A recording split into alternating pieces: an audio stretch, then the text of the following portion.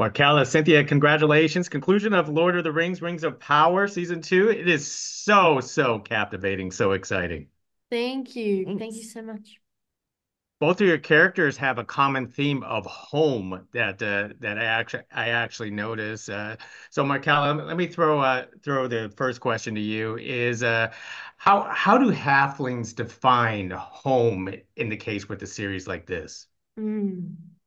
I think community. I think, the Harfoots have never really had a physical home built that they've built or built for them. And I think when Nori meets the stores and sees that they do have that and that they have a fully functioning way of living and that they don't have to constantly move and go through a big upheaval every single time they have to leave their environment. So I think that is that's what she knows as home, is having the other Harfoots around her who love and support her and having friends that really care about her and that she cares about. And so I think it's those beings around her that is what home is for her.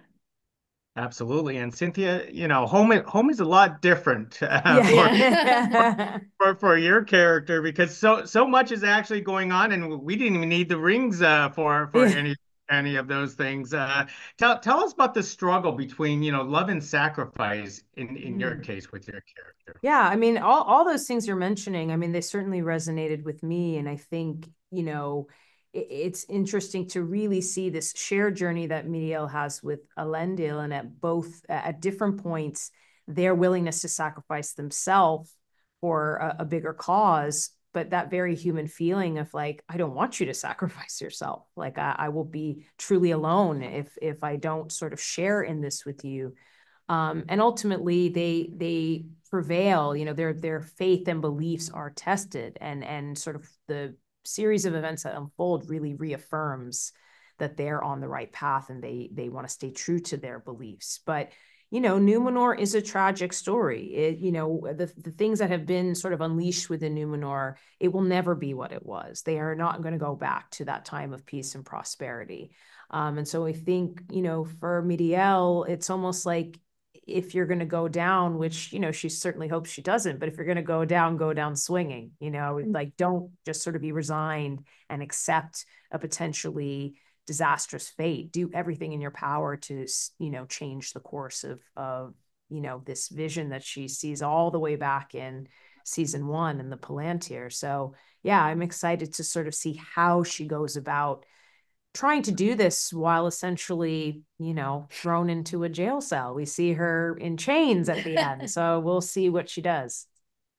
Now, Cynthia, I have to mention that you have a great scene. I want to say, CGI backdrop with the creature that is amazing. But playing How do you blind, know it was CGI? I was going to say, as an actress, how you played that part, when technically you can't see anything, but you have to act like it's there in front of you. Yeah, it's about, I think, your inner vision, which we would all have. We would all have this sort of internal thoughts and feelings going on. But, when I spent time filming the sort of underwater portion, which was at Pinewood Studios in London, this was the first time I was breathing underwater, breathing with a respirator.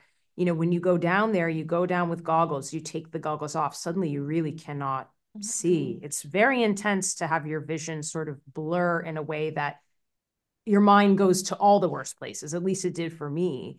So it was really about sort of trying to calm myself. And, I mentioned this in some other interview, but I was like, I can't just have silence down here because the sound does carry through the water. So there's a mic, somebody speaking to you with a microphone underwater. So I was like, I need to have music. I need to be calm. And I'm a huge Bjork fan. So I just needed something ethereal and something that, sort of spoke to a time in my life personally, because in the dead silence, it was terrifying. My mind went to all the places. I just wanted to swim up to the surface, and it was a panic feeling. But I love that I got to have that experience for myself and show myself that I could do something. I think as an adult, it's important to continuously have these controlled things that scare you just a little, but you can triumph over them. You can show yourself, demonstrate something to yourself. And for Miriel, like, she gets to do the same thing. She goes in there calm and willing to accept the outcome. And, she triumphs. She gets to be queen of the sea. And I get to be queen of the tank. Literally. Absolutely. It's so exciting for the both of you to have a conversation for us with this conclusion, and I can't wait to where the next journeys lead both of you. Thank you very much. Thank you. Thank Thank you. you very much.